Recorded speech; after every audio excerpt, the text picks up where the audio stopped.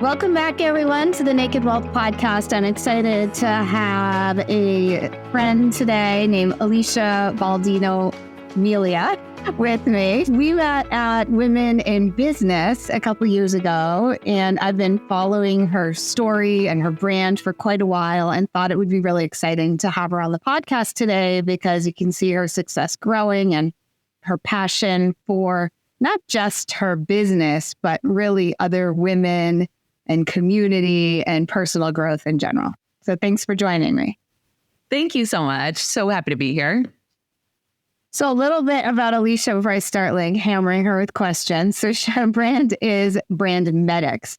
She creates custom products for your business or your nonprofit or your life, I suppose, if you wanted your name all over your products, and apparel and creative solutions for the promotion of brand and culture. She lives in California, and she is also a lover and believer of America. And we're going to talk a little bit about how she's incorporating that into her business. She loves hard work, creativity, self-progression, as I mentioned, dogs, family, and personal excellence. So, Alicia, in your bio, you mentioned that you were 25 and you just said, you know what? I have a Jeep. I got a little bit of money to get somewhere else. I'm going to California. What brought on that move? Why California? How was it difficult to take that leap? Or are you somebody who kind of flies by the seat of your pants in general? Yeah, I forget about that story sometimes because I'm such a structured person now. Thinking about that and that time in my life, I'm like, wow, that is such a different, not such a different person, but just something it would be so hard to do now. So yeah, I was 25. Funniest story ever. I was living in Westminster, Massachusetts, which is where you live. So it's so funny that we connected because if anyone knows, that's a very small town in Massachusetts. So I just knew I needed to change. I knew I needed to change. I knew that my current situation just wasn't really what I thought it wasn't as big as what I thought my life could be. So I just wanted to make a drastic change. And I didn't even find a place yet. I planned for probably weeks and told my parents, I'm just going to go live in California for a year. I'm going to drive there.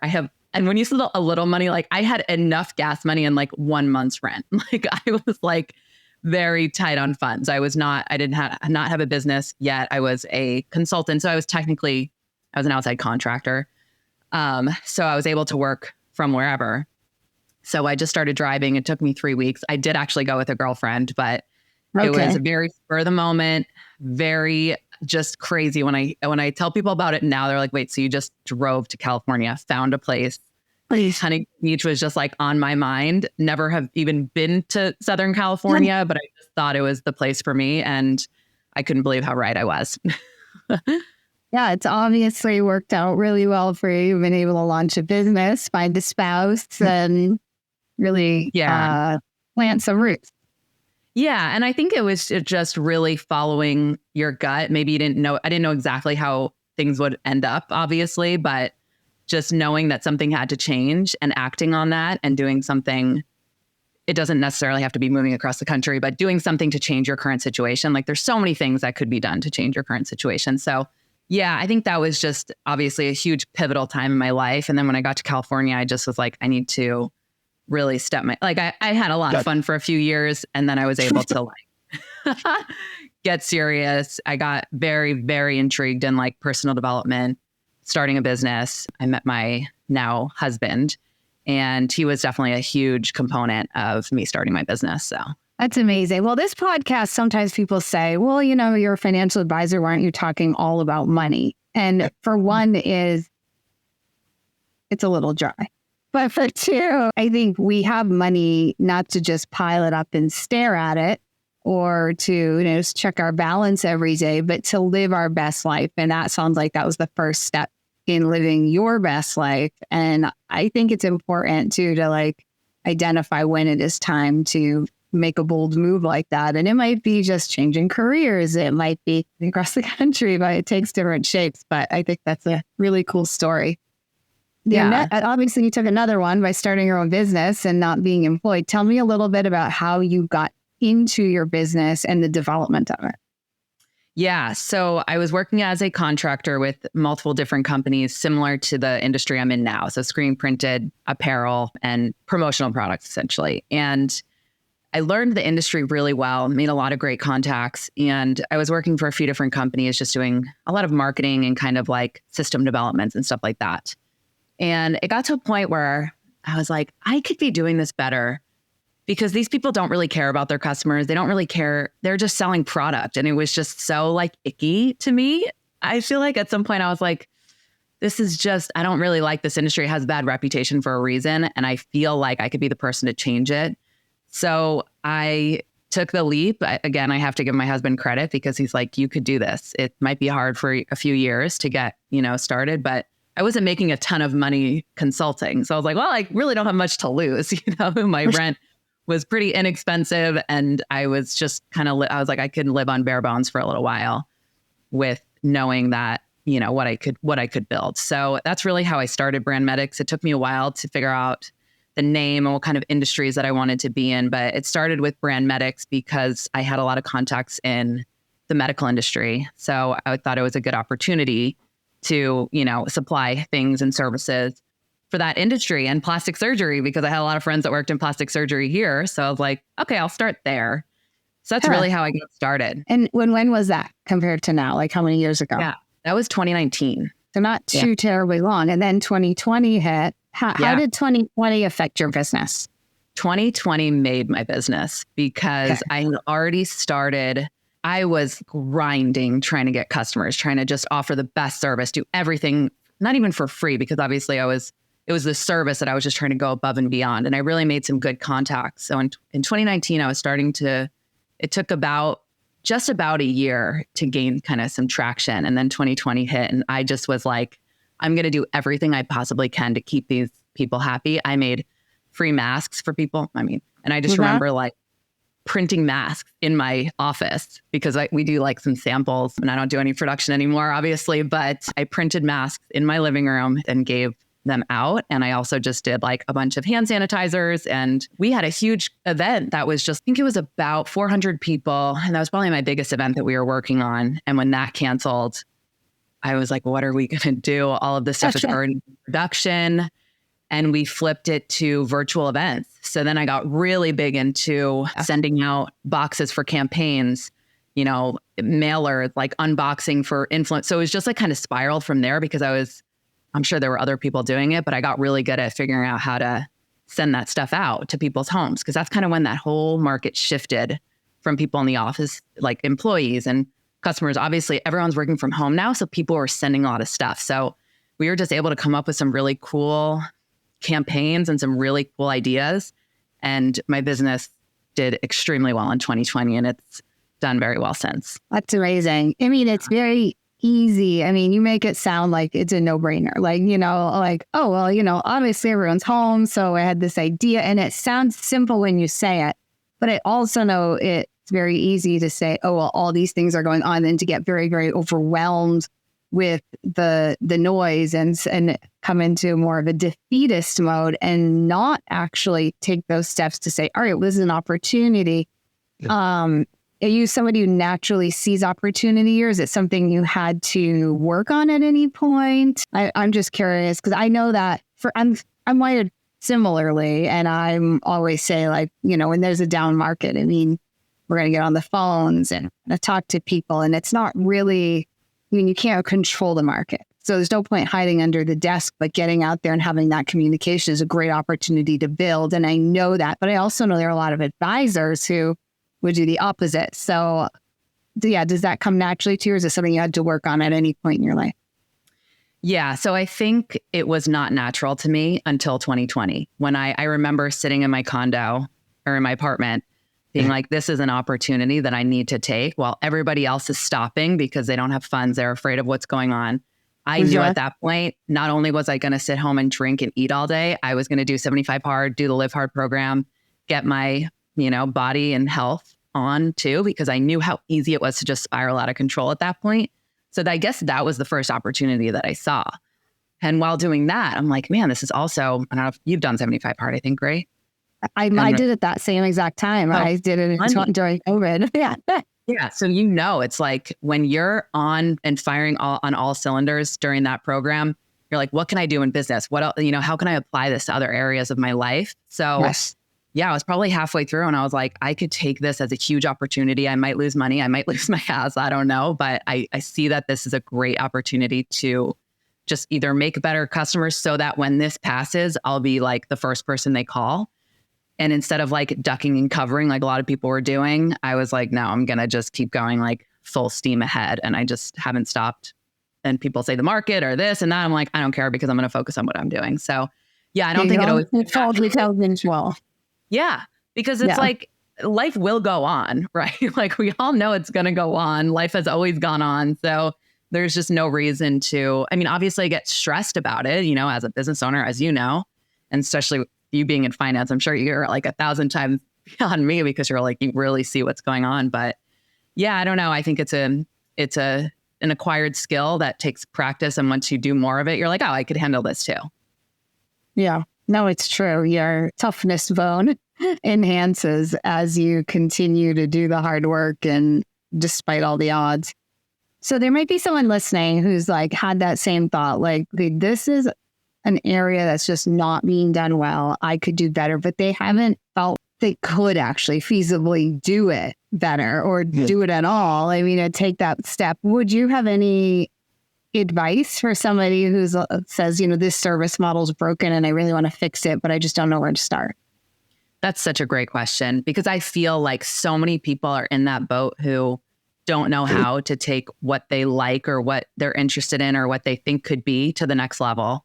Starting a business is not easy. It's not for everybody, but I think the people who see that there is a need or something that they could bring just better value to that market. I think the biggest thing is that you need to understand that, yes, it's been done before. And I think that's the biggest thing that people get hung up on. It's saturated. The market's saturated like this. But it's like you are different. And I think everybody needs to take into consideration that their unique skills will bring uniqueness to the market. And just because it's been done, that's even better because now you have someone at least to kind of follow and know that it works. So I think a lot of people get hung up on that. A lot of especially people in like the fitness industry, they want to be a personal trainer and you want to quit your job. There are a million personal trainers. There are a million people who do what I do. What are you going to, you have to bring your own uniqueness and figure out how you can kind of have an edge. And when in doubt, you can work harder. And I think that's the best advice. Absolutely. I love the analogy of the bread aisle for that. You can go down the bread aisle and there's, 100 different kinds of bread. They're all bread, but they're all different. And you're probably pretty selective when you go down. You're like, oh, I want this one because it's got the seeds and no high fructose corn syrup or whatever. And other people are like, hey, I love Wonder Bread and white bread because it brings back memories from my childhood for a peanut butter and jelly sandwich. And so each one delivers something different. I completely agree. Go make your own bread now. Make your own bread. That's right. No, that's right. Sure. Yeah. Because there are so many different options and so many different ways to cut it and to grow on it. Yeah, absolutely. Well, thank you for that. I think that's super important. And if there's even one takeaway, I think there's been a few you've dropped there but that's a big one if you're kind of sitting on an idea. I know you're really passionate about America. So tell me a little bit about that and how that plays into your business. And I know you had some exciting things coming up. So expand there as well. Yeah, I really think it's like being a patriot and believing and just being passionate about what the foundations of this country, were built upon. And so I think it's those values, the hard work, the, pull yourself up and work hard. And I think it's that mentality that was always so just intriguing to me. It really just made me love this country and love where I'm from. And I just was always about America and, American flags and 4th of July stuff. I always loved that. But then it really became even more clear, I think, when just in the last few years when, the world is crazy. So it's like when you remember back to the foundations of what makes this country so important, it's great for everybody. It really is. And so with that, I think that it's really sad that a lot of the manufacturing has gone overseas. And that brought a lot of jobs overseas and just a lot less things being created here, which it's like, why?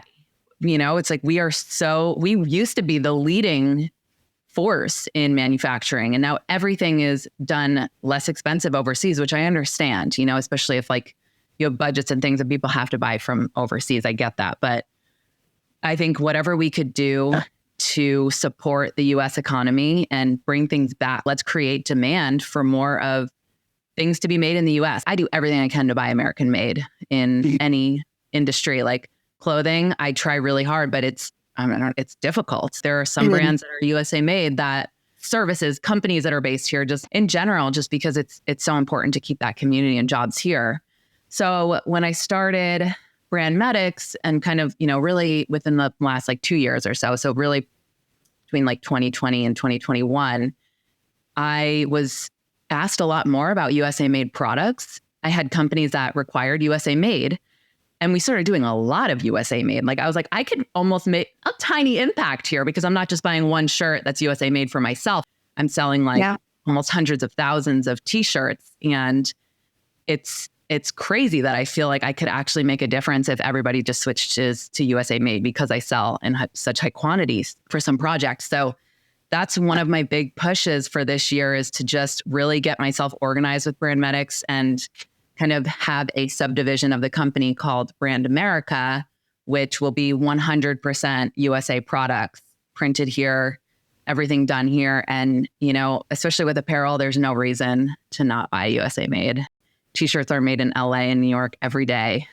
So there's plenty of options. So I think that's one of my big passions, because it's personal too. I just love that. I think too, you're sort of that niche market. That's part of yours. And so for people who really are like, that's really important to me, they'll know there's a place they can go and not have to sift through a lot. And this is a financial podcast. So I'm going to ask you a financial question.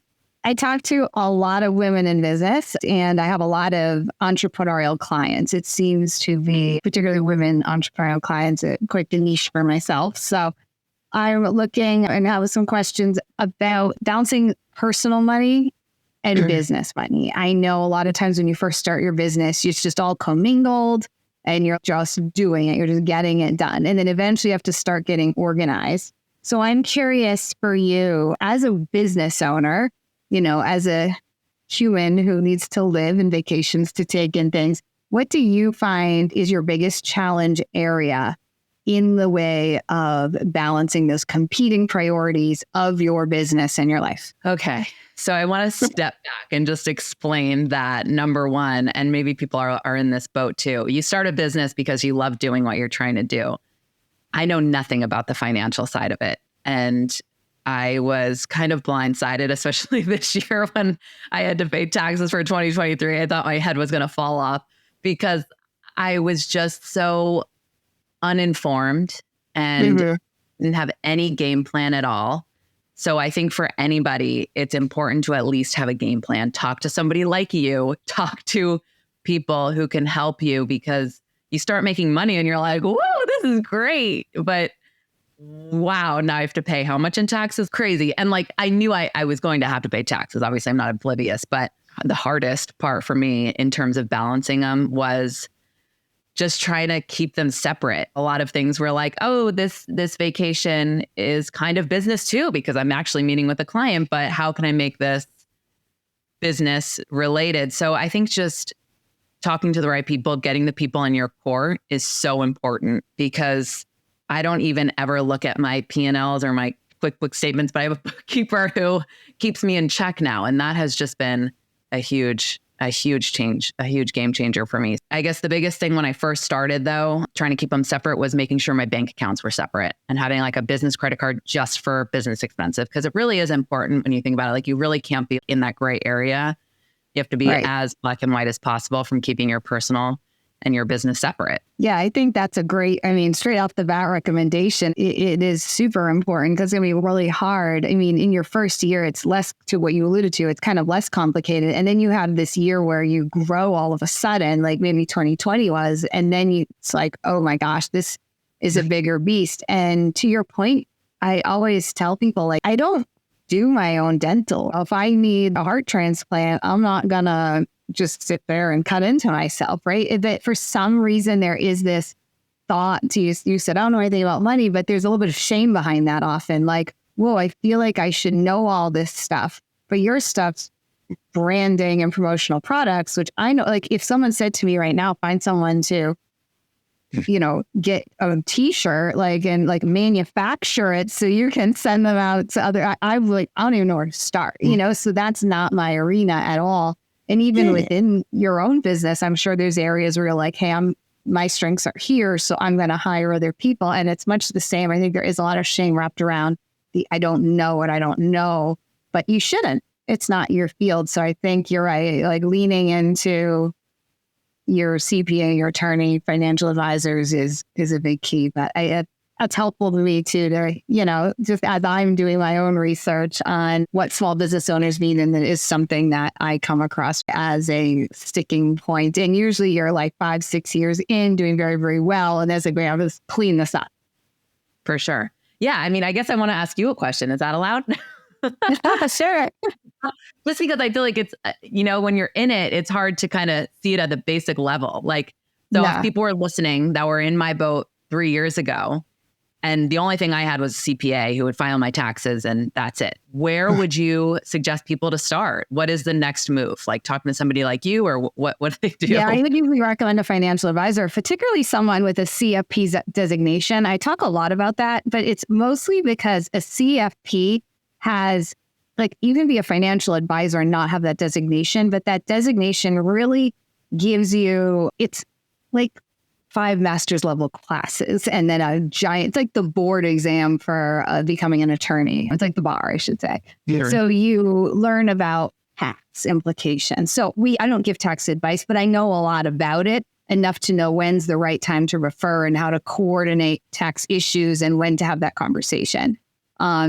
Estate planning. I mean, owning a small business, you have estate planning issues, you have tax issues, you have business structure issues. There's all kinds of different things. And somebody who's a CFP has expertise in the areas of retirement savings, estate planning, tax issues, et cetera, so that and business retirement plans. So they really have the most well-rounded knowledge of all. And I think it's important to look at the whole picture. I think a lot of times you can see one professional and they look at it in a silo, and then the other looks at a silo, and you're like, well, I'm getting conflicting messages here. So it's important to find somebody who's going to say, yes, well, this person's saying this because this, and that does make sense. But the other person's looking at it at a different angle because that's their profession. And I think a CFP can really look at the entire picture and the entire lifespan, including the now. And it's really important. So I'd say that's a good place to start. And then you can get referrals from there as needed.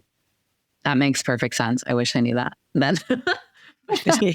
You don't know what you don't know. Even myself, right. I started my business, and as I was going through I'm like, oh, I need to do this and I need to do that, because it's like, well, I know how to advise people on a basic level. But then you grow, as in anything. I'm sure like you said, you were making masks there, and now you don't do that. You focus on other pieces, because your business is bigger now. And I think it's much the same in any. Yeah, it's so true. Yes. Good question. So what's your favorite book? I know you're really into professional development, so I'm curious if it's going to be that, or you're going to throw out a random novel on me. Okay. I had a novel to throw out at you. I really do.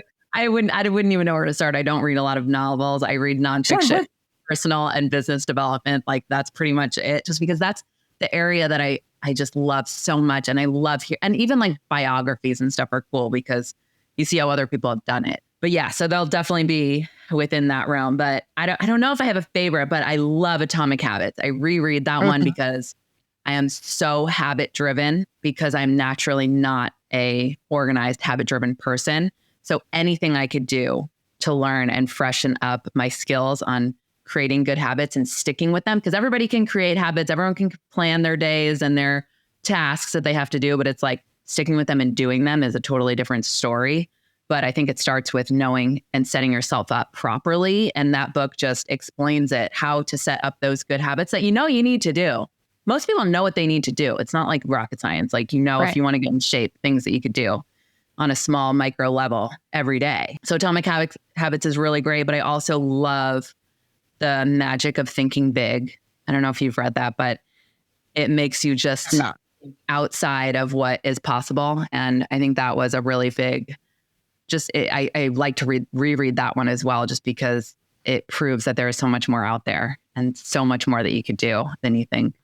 I'll have to read that one. I have not, but I have read Atomic Habits. But I want to back up to that thought for a minute. It's like totally off not what I was going to talk about today, but I'm thinking about Atomic Habits, and everything you said is true. If I want to lose weight or get in shape, I know exactly what I have to do. There's no lack of information on what to do. It's the sticking to it. So you said you're not typically I don't know how you just put it, but now you do it.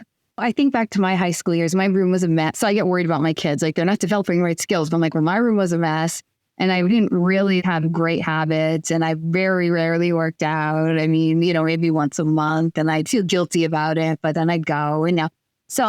But now I'm in this place where my habits are quite atomic, to the extent that I think we discussed this pretty recently when I went away, that I have a hard time letting go of them. Do you struggle with that too, now that you've sort of built this habit muscle, or not? And if you do, how do you calm yourself down a little to say, okay, like, this is a day when it's okay, we're not going to do this? Or do you never cut yourself slack and you just I'm just curious, does it ever come up? That's so funny, because to me, it's never okay to just cut yourself slack. I feel like I could plan to have a day where I obviously do less of a workout. I plan it. I might even plan to not stick to my diet 100%. Obviously, I don't stick to it 100% of the time. So you're still maintaining a habit, but you're building in a little bit of flexibility. Right. I really do everything I can not get into the effort spiral that we all know too well. Yes. It's like, I will not allow myself to be okay. And maybe that's like a fault. It's probably like I stress myself out too much, but you know what? I think it's better than getting in the effort spiral where now a month has gone by, you haven't worked out, you haven't tracked your macros, you haven't done anything, your business is falling apart, your relationships are falling apart. That's why those things happen, because you just say, oh, one day it's not so bad, it's fine. Because it's not fine. You set your plan. Yeah, you don't have to hit it all the time, but you set your plan and you have to at least go for it every day. I don't go. No, I like that thought of like, okay, well, maybe I'll do less today, but I'm still doing it, or I'm still, and you're still building out the plan. So I just asked that because I have a lot of listeners who are sort of in this space of having the habits. And I'm always curious how everybody deals with that reality of life needs to be flexible. We're all human, right? We're not robots where you can wake up and do the exact same thing. I wake up and go to the gym because I think the best way to do things without fail is to do it so it can be automatic. My clothes are out the night before 100% of the time. I don't work out on Sundays, so obviously I plan that in. I wake up, I'm 20 minutes awake, and I go to the gym without even thinking about it. Sometimes I don't even remember driving there, but I'm there, I'm working out. Yeah. So it's automatic. You just have to make it automatic. But also, I came back from the gym 2 days ago, and my dog threw up all over the house. I'm like, okay, we're not starting work in a half an hour. Like, if my day was perfectly planned, I would have my shower, my breakfast, I'd be getting ready, and I'd be starting work. So we have to take into consideration that life happens too. But but you have those key things you need to do, and you'll just fit it in somewhere else. Exactly. Yeah, and that's way better than Where can people find you online? For sure. Yeah. So I am on Instagram at Alicia Baldino _Melia. My company is just at Brandmetix and brandmetix.com. All right. Well, thank you. So anybody who wants to reach out to Alicia, you now know where to find her. And I really appreciate you joining us, even though we got totally way off topic. I just love the authenticity of the conversation. So thanks for joining us. I thought it was great. And you're a great interviewer. So thank you. It was great. It was fun. Oh, good. All right. Well, thanks. And I look forward to seeing, not really seeing, I guess, but everyone joining us next time.